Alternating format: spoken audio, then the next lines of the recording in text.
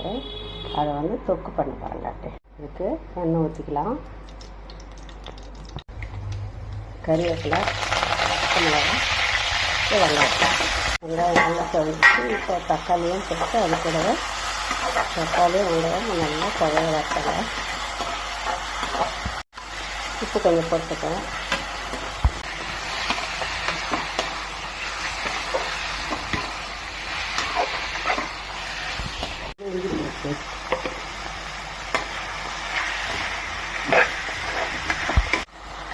மிளகா தூளுங்க 6 ஸ்பூன் வச்சுக்கிற மஞ்சள்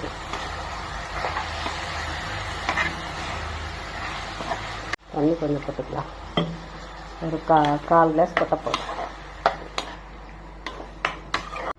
அவ்வளோதாங்க, இதில் ரெடி ஆகிடுச்சுங்க.